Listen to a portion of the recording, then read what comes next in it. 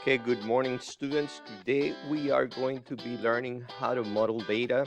And the objective for today, if you want to write it down, is you will be able to write a quadratic equation given 3 points. You will be able to write a quadratic equation given 3 points. So that's the objective for today. So we're going to be modeling data. We're going to be seeing how we can use quadratic models to portray data or to examine data and see what's happening or how to predict. Okay, here we go. So writing equations to model data. When data have equally spaced inputs, you can analyze patterns in the differences of the outputs to determine what type of function can be used to model the data. Linear data have a constant first differences and quadratic data have a constant second differences. The first and second difference of f of x equals x squared are shown below. So the first thing that you want to do is you want to make sure that the input is spaced equally, so the difference is constant. Okay, so let's look at that.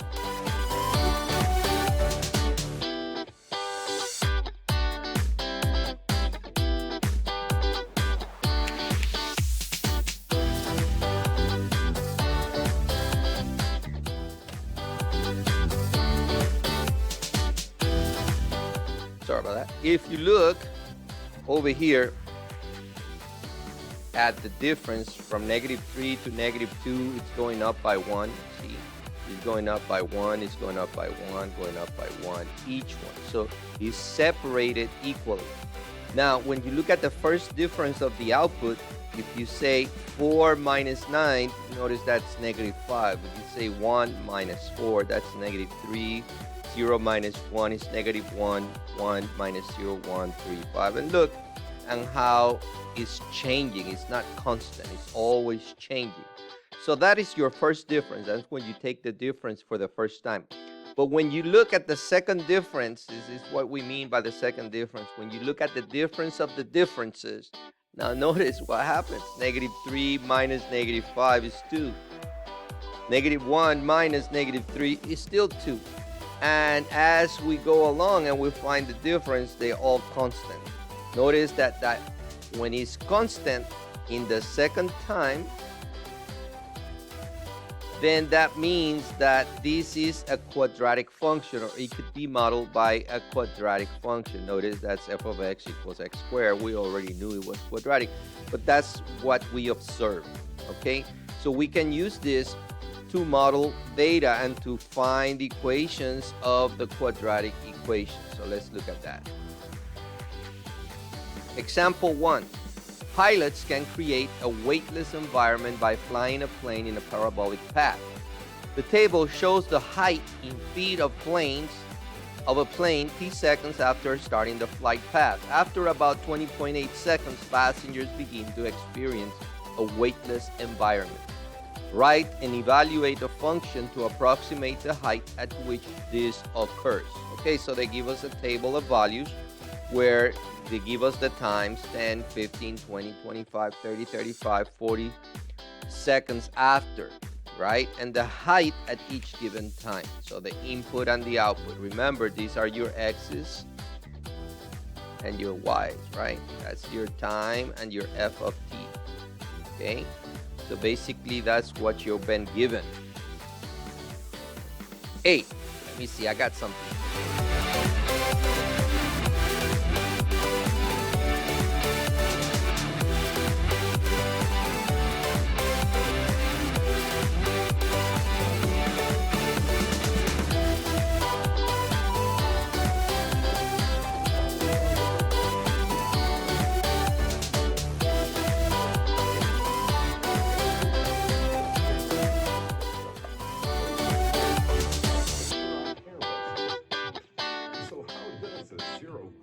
Flight work. He's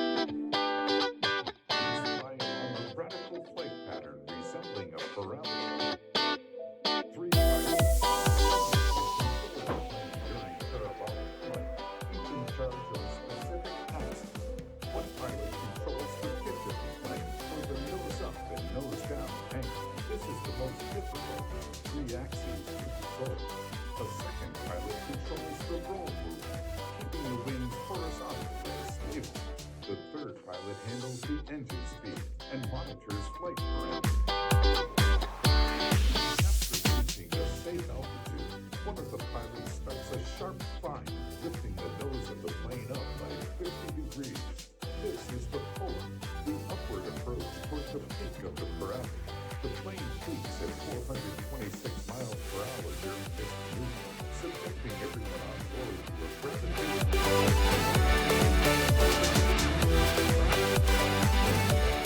Once the pull-up is complete, the plane can finally enter the phase of weightlessness. The pilot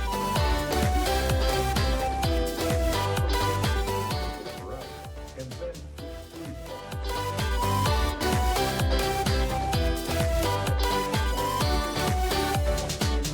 Window where the opposing forces of gravity and the falling plane immediately cancel each other out.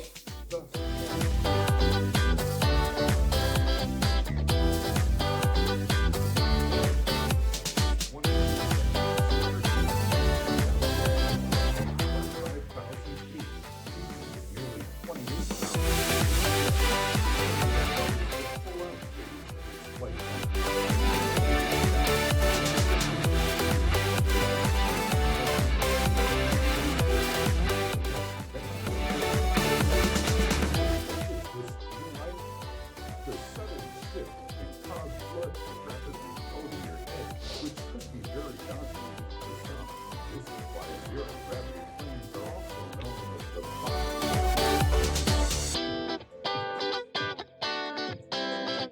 despite the initial discomfort, people are able to do all sorts of things during zero-gravity flight.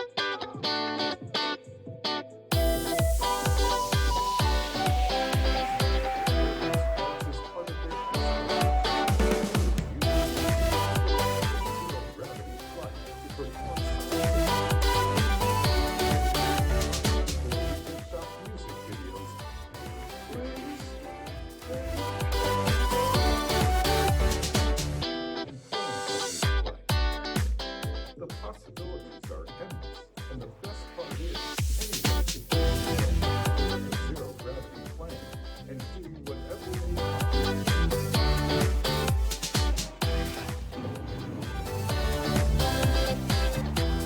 Now that we watched that little video, now we know what they're talking about. Well, look, the step one is to analyze the input values that are equally spaced.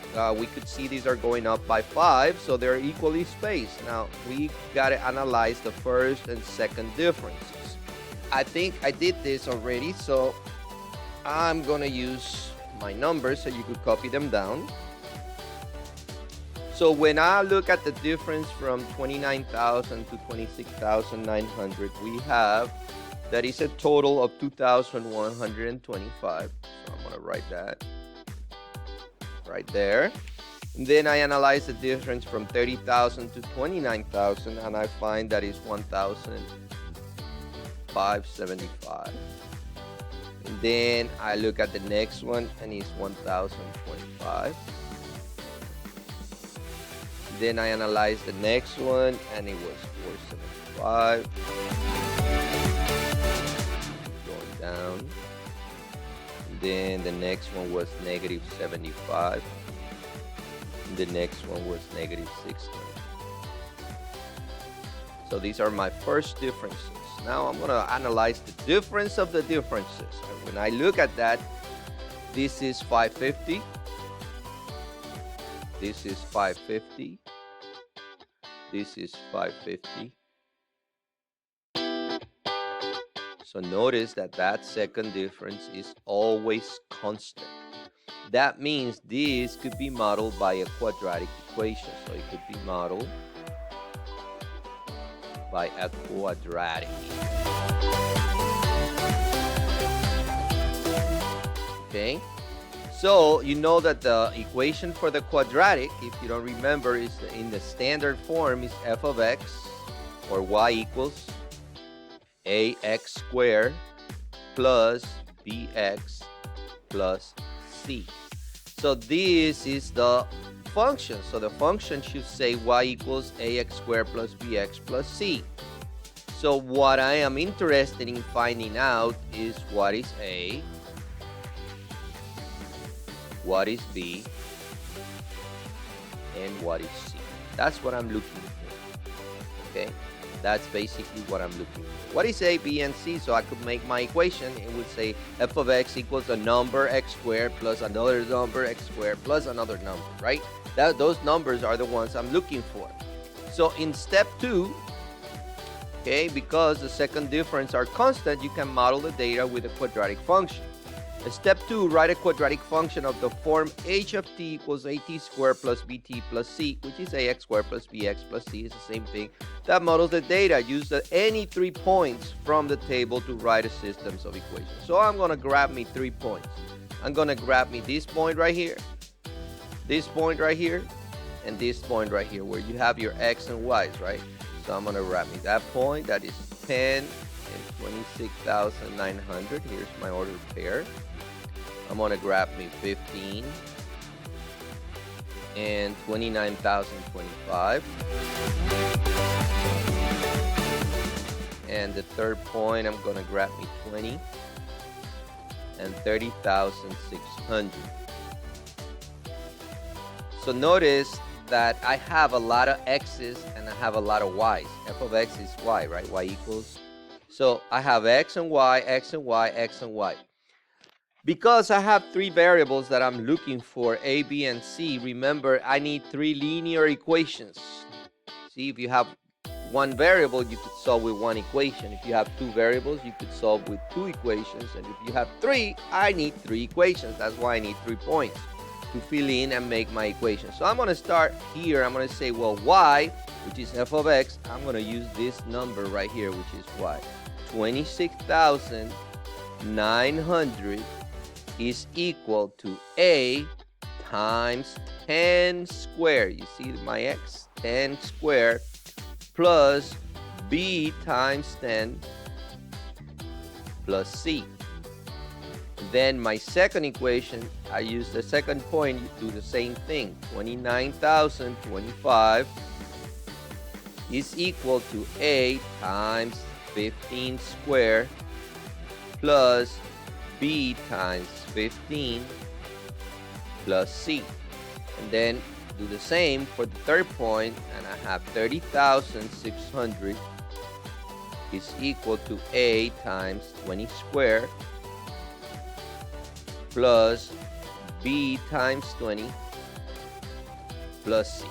Notice that now I have 3 linear equations, and I could use that system of equations to solve for a, b, and c.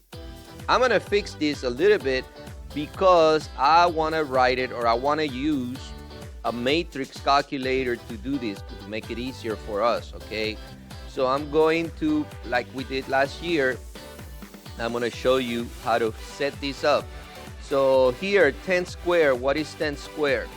Well, that should be 100, right? So I have 100a plus 10b plus c equals 26,900. All I did was take this and simplify it a little bit, right?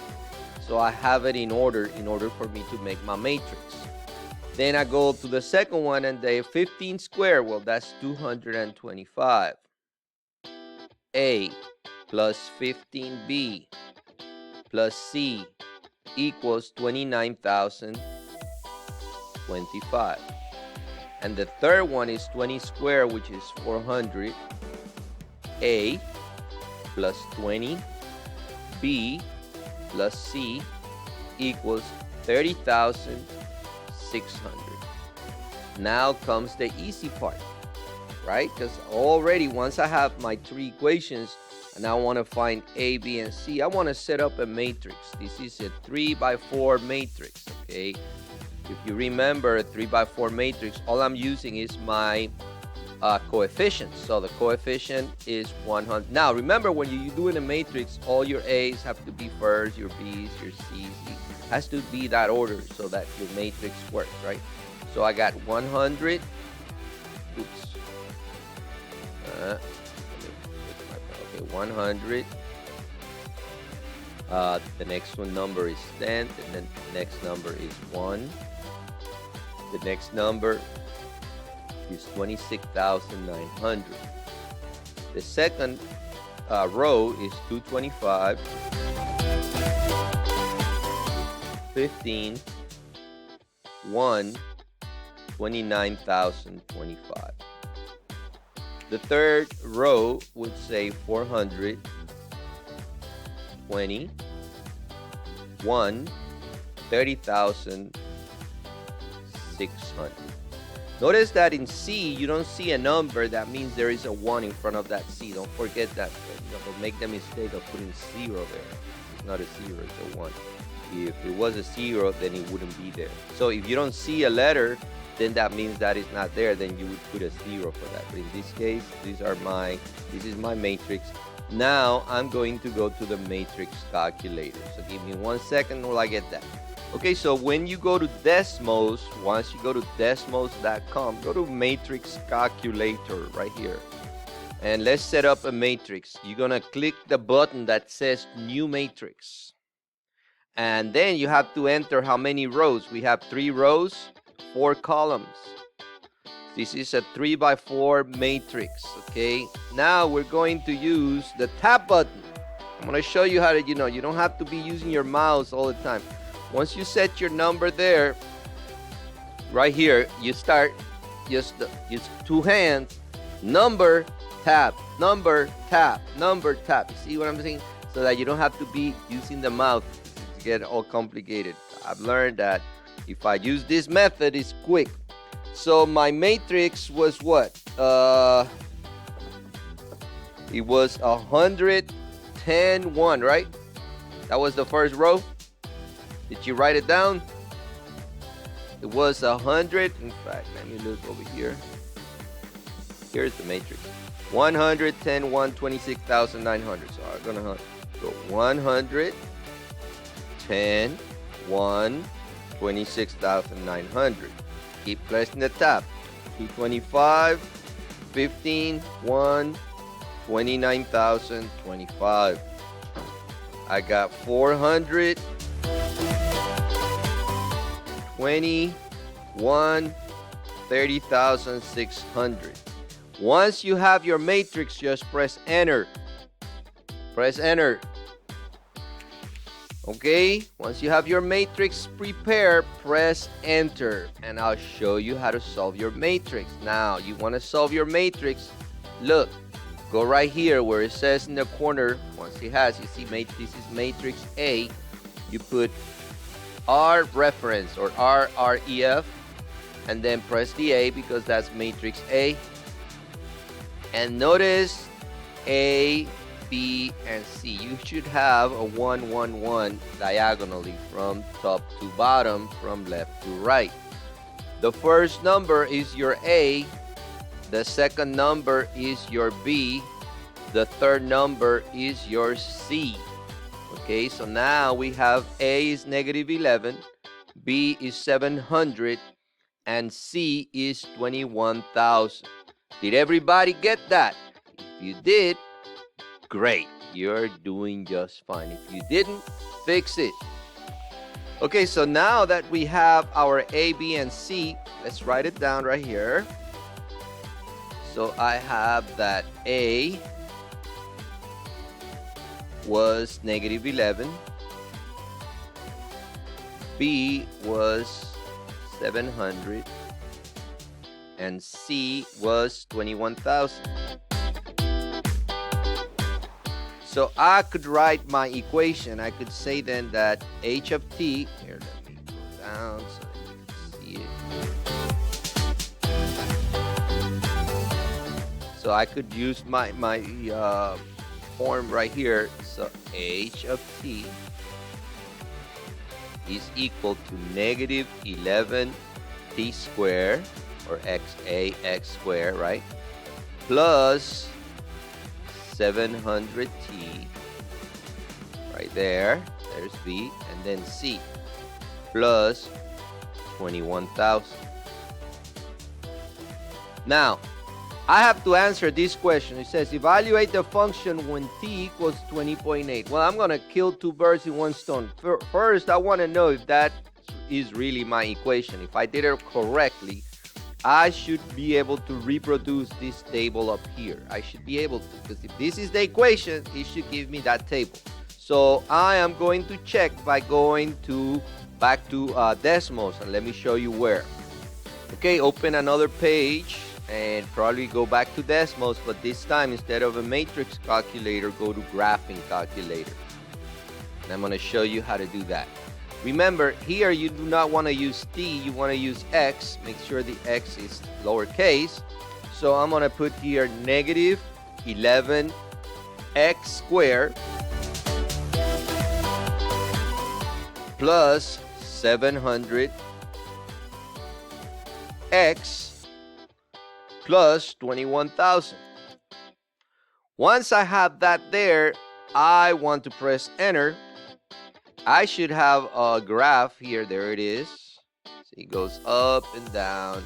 And I don't care because in reality, I'm going to look at a table. So I'm going to press this plus button right up here. And I'm going to create a table. In the table, I'm going to use the numbers that they gave me in the table they provided. So it was 10, 20, or 10, 15, 20, like that. So I'm going to press 10, enter, 15, 20, 25, there. I just keep pressing enter. Notice all the way to 40. And there we go. So now, let me show you what you do. What you want to do, since you have this table, notice this is Y1. I want to put this number, so I'm going to highlight it so I don't have to rewrite it.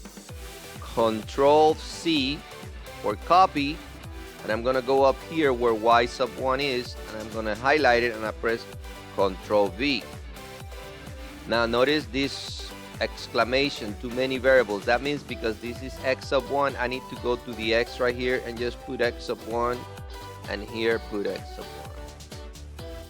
Once I change that, I compare my numbers. Well, here I got 26,900, 29,025, 3,600. Notice it's the exact same thing. So that means the equation is correct.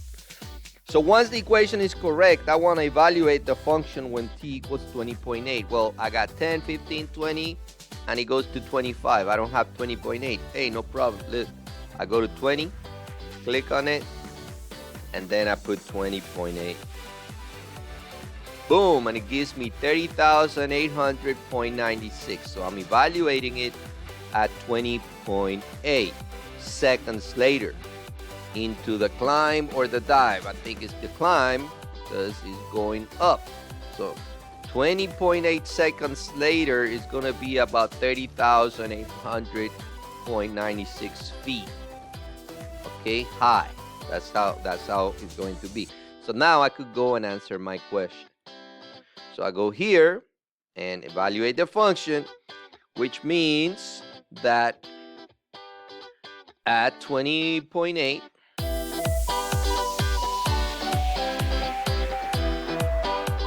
seconds, the plane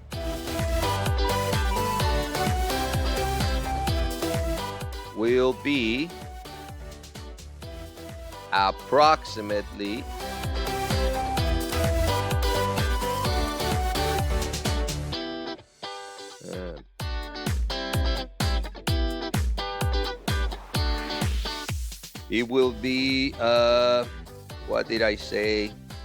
30,800.96 rounded to the nearest, and that's in feet. Okay, and that's this question right here. When the time is that. So pretty neat. So from 3 points, I could find the equation, the quadratic equation, just by following that method, okay? Just by following that method. Let me give you, actually, you could try the next one. There you go. It's the same problem, except that this time it's a model plane, okay? But it's the same problem. So I'm gonna pause the video, and then I'm gonna show you the solution, okay? Okay, here you go. Notice that I've used the first 3 points. points. I hope you put it in pause and you actually did the work, because if you're not doing that, then you're not practice. Okay, so I have my first 3 points. I picked 3 points. I use the same process as before. Ax squared, so x is 1, y. Once I have it, I simplify it. I put it in order, so I make my matrix. Once I make my matrix, I went to the matrix calculator right here. Now all I have to do is solve it, right? So I press that, and this is A. So there are my points. Hopefully you got that. Negative 0.9 or negative 9/10, 4 and 16. So those are my A, B, and C. So I'm going to write that down. And this is A, negative 9/10. You can write it either way you want. B is 4. B is 16. So my equation would be f of t over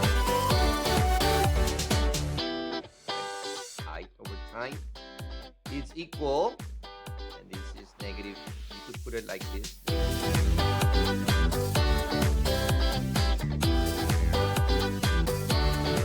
4b plus 16. There is my equation. Now I want to check that. Remember, you want to go back to decimals, and this time use x squared x, so that you have the equation and compare the tables, and then we could answer this question. Okay, so let us do that.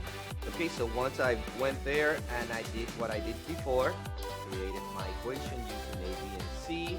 Here's my quadratic. I compare my tables. The tables are correct, and then the question is, let's see, write and evaluate a function to approximate the height of the model airplane after 6.5 seconds. Well, since there is no 6.5, I'm going to enter it here, 6.5.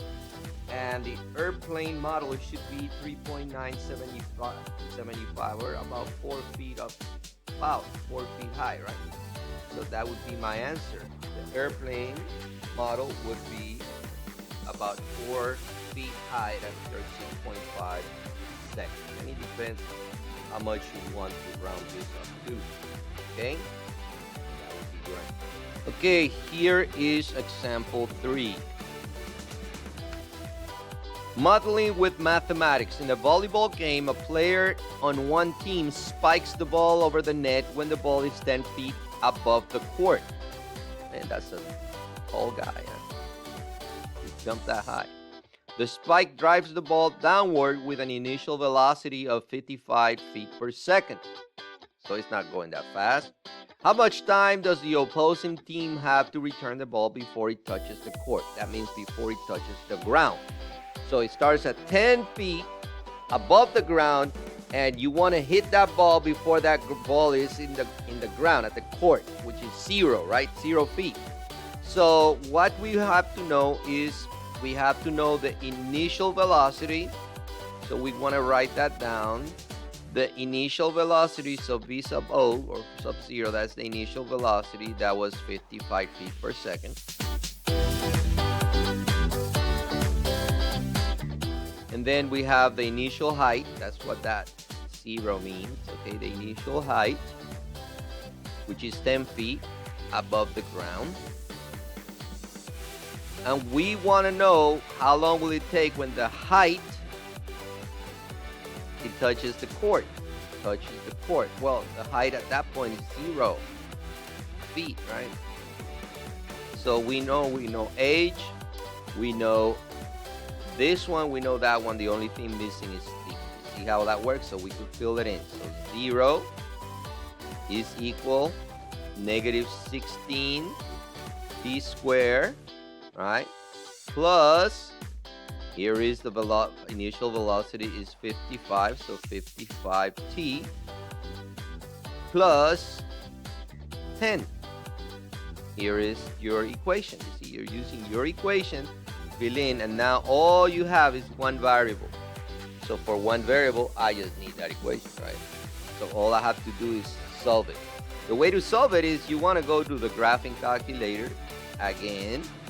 And so let me get that. So when I go to the calculator, I go to the graphing calculator and enter that equation with all the numbers. Remember, I'm missing the t, right? The t is the x-axis while the height is the y-axis. Notice my starting point, you could see, is at 10. That's my starting point right there. 10 feet. Now, if you notice, this right here is the time. This is 2 seconds, 2 seconds, 3 seconds. Look at that. That x-intercept happens to be my point at 0. That's not the x-axis. Way up. There we go. Right here. That's the x-axis.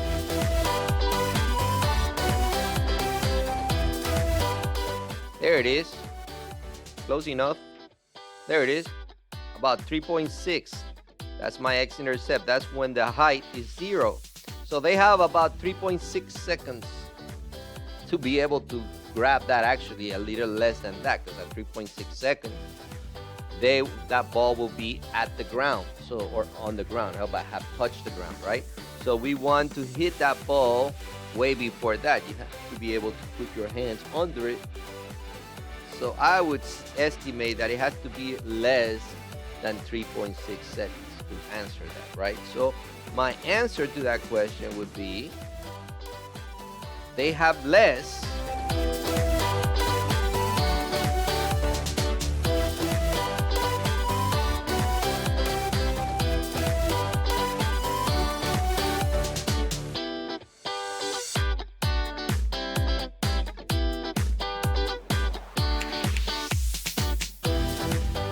because that time the ball will touch the ground. At that time the ball will touch the ground. So that's the way to use this type of question, or this type of a formula to solve.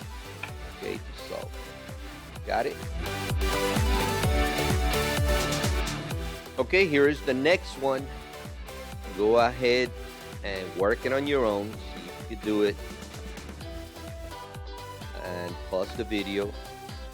I'll work it and you'll look at the answer and see if you got it correct. Okay, so do that. Okay, so here are the way that we fill in our variables. We made our equation. Okay, actually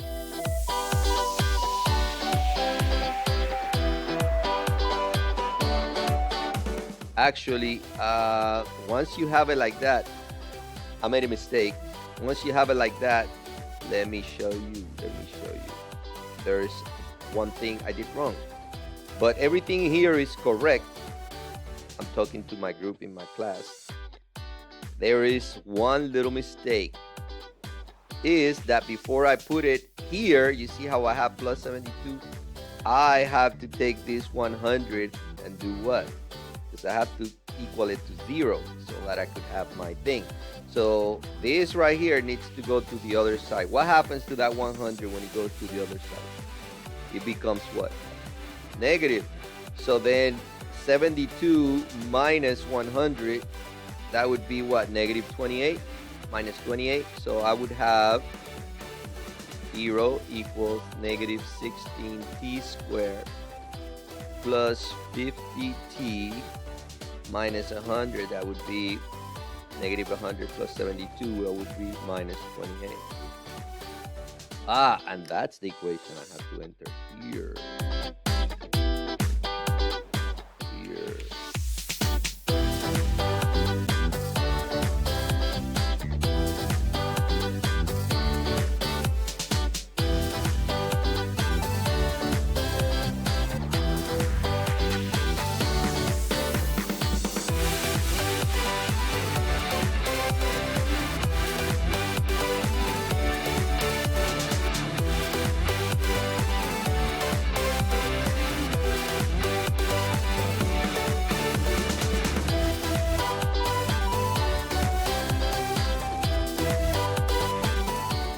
Still give me 0.7 seconds. It will be 0.7 seconds, and then 2.3 is still the same answer. I just used it because now the solutions would be, as I equal it to 0, my solutions will be when this, actually, so the answer was correct before. It's just that now the solution is my x-intercept. So it would be 100 feet at 0.7, and it will be 100 feet again at 2.3 seconds later, 2.4 seconds later. So still, that is a matter of interpretation. So I interpret it going to the 100. So actually, I did it correctly. It's just that this right here, if you equal it to 0, that same solution will be at your x-intercepts, okay? Alrighty then.